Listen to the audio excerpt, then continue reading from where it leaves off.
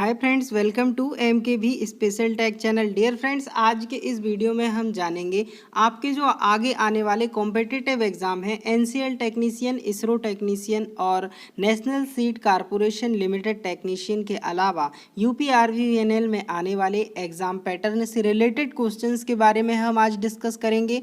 जो एमसीक्यू की क्लास हमने स्टार्ट की हुई है उसी को आगे बढ़ाते हुए आज हम जो है आपसे बहुत ही मोस्ट इम्पोर्टेंट क्वेश्चंस डिस्कस करने वाले हैं। तो चलिए, अगर आपने अभी तक वीडियो को लाइक नहीं किया है तो लाइक कर लीजिए, और अगर आप चैनल पर नए हैं तो चैनल को सब्सक्राइब जरूर कर लें, जिससे कि आने वाले नोटिफिकेशन आपको सबसे पहले मिल जाएं। तो चलिए स्टार्ट करते हैं आज की क्लास। आपको पहला नंबर क्वेश्चन में पूछा गया है कि what is the name of the angle marked x in the reamer, यानी रीमर में एक्स के रूप में चिन्हित कोण का नाम आपको बताना है।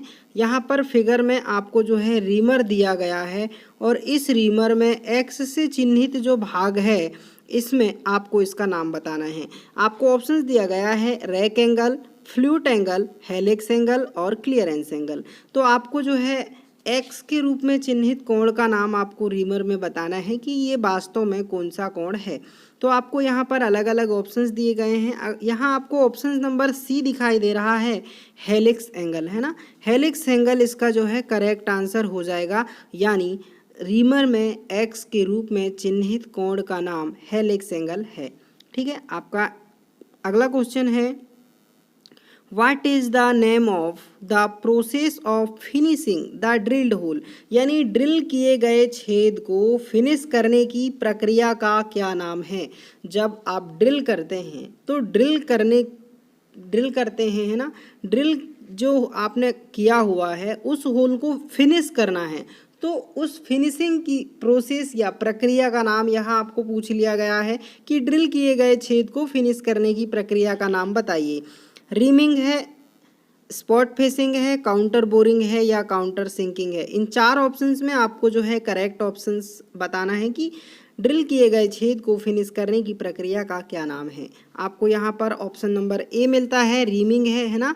आपका जो है यहाँ पर correct answer option number A हो जाएगा। ठीक है। चलिए, ऑप्शन नंबर ए यहाँ पर आपका करेक्ट हो चुका है। अगला क्वेश्चन है, why hand reamers have uneven spacing of teeth, यानी क्यों हैंड रीमर के दांतों में असमान अंतराल होता है। आपके जो हैंड रीमर होते हैं उनके दांतों में जो गैप होता है वो अनइवन होता है, तो उसका रीज़न यहाँ पर आपको पूछ लिया गया है कि क्यों होता है। आपको ऑप्शंस दिया गया है, reduce chattering, remove more metals, increase the efficiency या increase the life of the tool. तो यहाँ पर आपको हैंड रीमर के दांतों में असमान अंतराल होने का रीज़न बताना है। तो यहाँ पर आपका जो है ऑप्शन नंबर ए करेक्ट हो जाएगा कि चैटरिंग को कम करने के लिए हैंड रीमर के दांतों में असमान अंतराल होता है। तो डियर फ्रेंड्स, ये बहुत ही मोस्ट इंपॉर्टेंट क्वेश्चन है। चलिए अगला क्वेश्चन हम देखते हैं। अगला क्वेश्चन आपको पूछ लिया गया है कि what is the purpose of clearance angle in twist drill, यानी ट्विस्ट ड्रिल में क्लियरेंस एंगल का उद्देश्य क्या होता है। अब यहाँ पर आपको ट्विस्ट ड्रिल में क्लियरेंस एंगल के पर्पस के बारे में पूछ लिया गया है। आपको यहाँ पर ऑप्शंस दिया गया है, प्रिवेंट रफ होल्स, यानी अपरिष्कृत छिद्रों को रोकें, प्रिवेंट ओवरसाइज होल, यानी ओवरसाइज छिद्रों को रोकें, prevent unequal angle of cutting edges, यानी किनारों के असमान कोण को रोकें, या prevent friction of drill behind the cutting edges, यानी ड्रिल के किनारे के घर्षण को रोकें। तो यहाँ पर ट्विस्ट ड्रिल में क्लियरेंस एंगल का रीज़न आपको बताना है कि जो ट्विस्ट ड्रिल होते हैं उनमें क्लियरेंस एंगल देने का मुख्य उद्देश्य क्या होता है। तो यहाँ पर आपका जो है ऑप्शन नंबर डी आपको दिखाई दे रहा है, prevent friction of drill behind the cutting edge, यानी ड्रिल के किनारों के घर्षण को रोकने के लिए जो है ट्विस्ट ड्रिल में क्लियरेंस एंगल दिया जाता है। चलिए आपका अगला क्वेश्चन है, what is the angle of counter sinking for riveting, यानी रिवेटिंग के लिए काउंटर सिंकिंग का कोण क्या है ना। What is the angle of counter sinking for riveting, तो रिवेटिंग के लिए काउंटर सिंकिंग का कोण क्या है आपको यहाँ पर पूछ लिया गया है। 75 डिग्री, 80 डिग्री, 90 डिग्री या 120 डिग्री। तो डियर फ्रेंड्स, काउंटर सिंकिंग की अगर हम बात करें तो इसके लिए जो है एंगल होता है आपका 75 डिग्री, है ना। यानी आपका ऑप्शन नंबर ए यहाँ पर करेक्ट हो जाएगा। ठीक है, चलिए अगला क्वेश्चन है आपका। अगला जो क्वेश्चन है 6वां नंबर का, आपको पूछ लिया गया है कि ड्रिलिंग करते समय ड्रिल के ओवरहीट होने का क्या कारण है, यानी what is the reason for overheated drill while drilling. Drilling करते समय ड्रिल के ओवर जो है हीट होने का क्या कारण है। ड्रिल सही ढंग से पकड़ा नहीं है, या कार्यखंड सही ढंग से नहीं पकड़ा है, या क्लियरेंस एंगल सही नहीं है, या चिप्स के कारण फ्लूइड्स ब्लॉक हो गई है। तो डियर फ्रेंड्स, ड्रिलिंग करते समय ड्रिल के ओवर हीट होने का कारण है क्लियरेंस एंगल सही नहीं है, जो कि आपको ऑप्शन नंबर सी में मिल जाता है ना। आपका यहाँ पर ऑप्शन नंबर सी करेक्ट हो जाएगा कि क्लियरेंस एंगल सही नहीं है, इसलिए ड्रिलिंग करते समय ड्रिल ओवरहीट हो जाता है। चलिए अगला क्वेश्चन है, what is the name of the operation to enlarge the hole for given depth, यानी दी गई गहराई के लिए छिद्र को बड़ा करने का जो ऑपरेशन है उसको आप क्या नाम देंगे। Reaming, spot facing, counter boring, या काउंटर सिंकिंग। तो डियर फ्रेंड्स, दी गई गहराई के लिए छिद्र को बड़ा करने वाला जो ऑपरेशन होता है वो होता है काउंटर बोरिंग, है ना। आपने कोई ड्रिल किया हुआ है और उस होल को आपको बड़ा करना है, तो उसमें जिस प्रक्रिया को अपनाया जाता है वो होती है काउंटर बोरिंग, है ना। तो यहाँ पर आपका ऑप्शन नंबर सी पर जो है करेक्ट हो जाएगा। आपका अगला क्वेश्चन है, what will happen if the clearance angle of drill is more, यानी यदि ड्रिल का क्लियरेंस कोण अधिक है तो क्या होगा।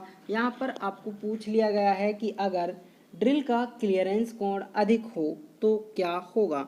आपको ऑप्शंस दिया गया है, cutting edge will be blunt, यानी कटिंग एज जो है ब्लंट हो जाएगी।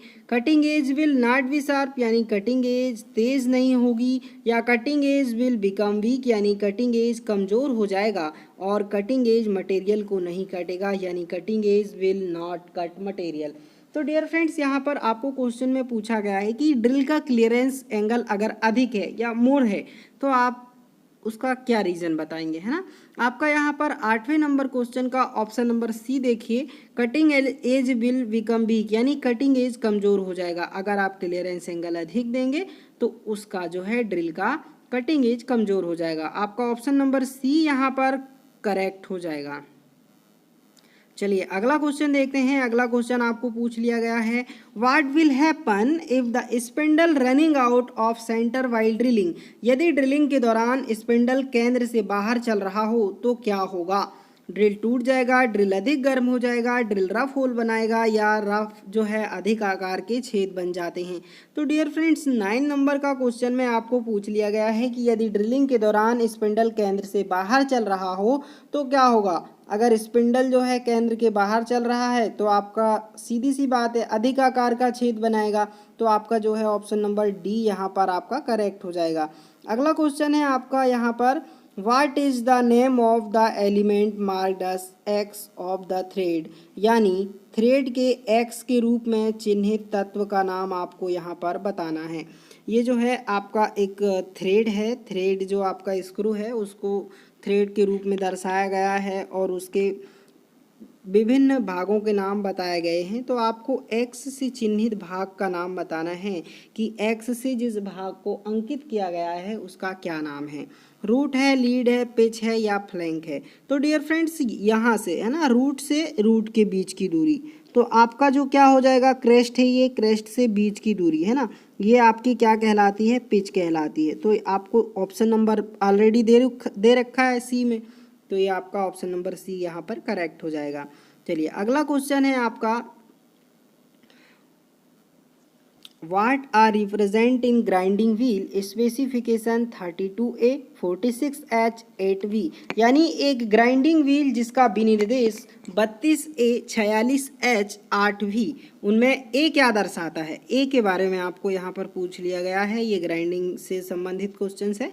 और आपको यहाँ पर ग्रेड दिया गया है, ग्रेन साइज दिया गया है, टाइप ऑफ बॉन्ड दिया गया है और टाइप्स ऑफ एब्रेसिव भी दिया गया है ना।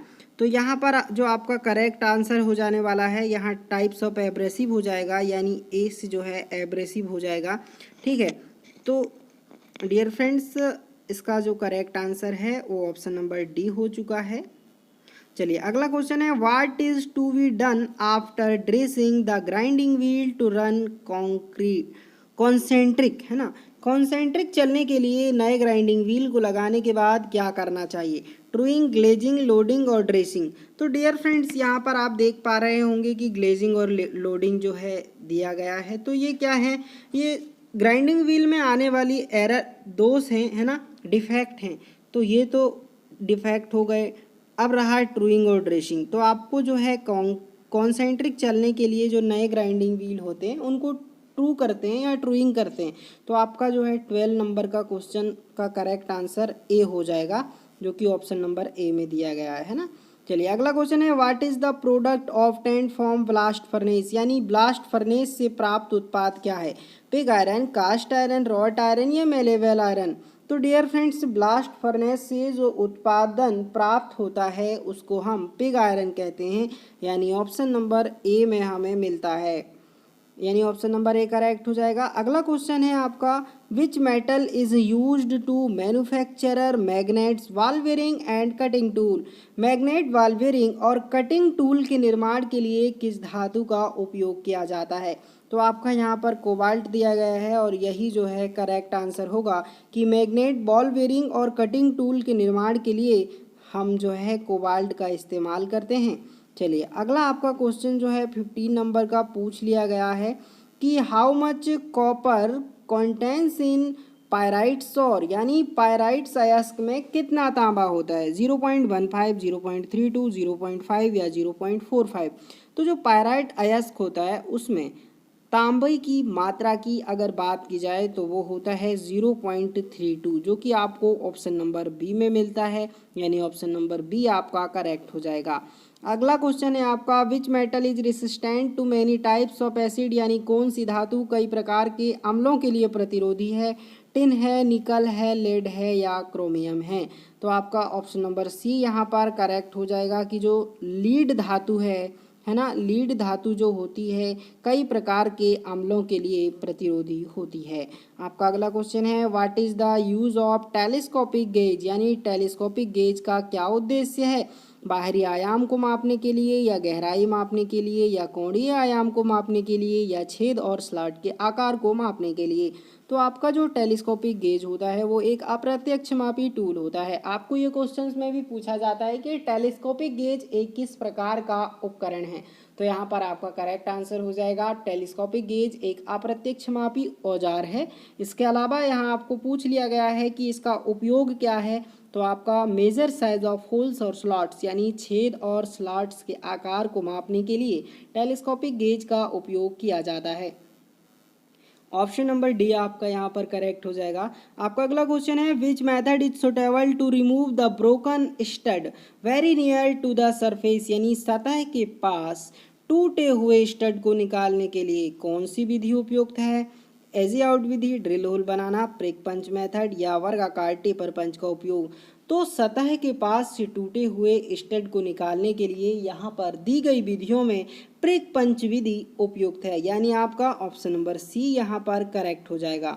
आपका अगला क्वेश्चन है, what is the angle of counter sink head screw, यानी काउंटर सिंक हेड स्क्रू का कोण कितना होता है? 60 डिग्री, 90 डिग्री, 155 डिग्री और 120 डिग्री। तो यहाँ पर काउंटर सिंक हेड स्क्रू की बात की गई है, तो इसके लिए जो होता है 90 डिग्री होता है, जो कि ऑप्शन नंबर बी में आपको मिल जाएगा, यानी ऑप्शन नंबर बी यहाँ पर आपका करेक्ट हो जाएगा। अगला आपका क्वेश्चन है कि what is the name of the angle in drill bit mark S x, यानी ड्रिल बिट में एक्स के द्वारा चिन्हित किया गया जो कोण है वो कौन सा है ना। आपको जो है एक ड्रिल बिट दिखाई गई है, इस ड्रिल बिट में एक्स से चिन्हित भाग का आपको नाम बताना है। आपको यह है एक ड्रिल बिट दी गई है, ड्रिल बिट में इस एंगल को एक्स द्वारा चिन्हित किया गया है, तो बताना है कि ये वास्तव में कौन सा एंगल है। छेनी का कोण यानी chisel angle, rack angle, point angle या लिप क्लियरेंस एंगल। तो यहाँ पर ये पॉइंट वाला हिस्सा है और ये इसका बॉडी का किनारा है फ्लूट से। तो यहाँ पर आप देख पा रहे होंगे कि ये भाग आपके सरफेस पर लगेगा तो यहाँ पर जो है क्लियरेंस एंगल बनेगा और ये लिप है, इसलिए ये जो है लिप क्लियरेंस एंगल कहलाएगा, यानी आपका ऑप्शन नंबर डी यहाँ पर करेक्ट हो जाएगा। तो डियर फ्रेंड्स, ये बहुत ही मोस्ट इम्पॉर्टेंट एमसीक्यू है जिसका हमने आपके साथ डिस्कशन किया हुआ है। अगर आपने अभी तक वीडियो को लाइक नहीं किया है तो लाइक ज़रूर कर लीजिए और अगर आप चैनल पर नए हैं तो सब्सक्राइब ज़रूर कर लीजिए, जिससे कि आगे आने वाले सभी लेटेस्ट वीडियो आपके पास सबसे पहले पहुंच जाएं।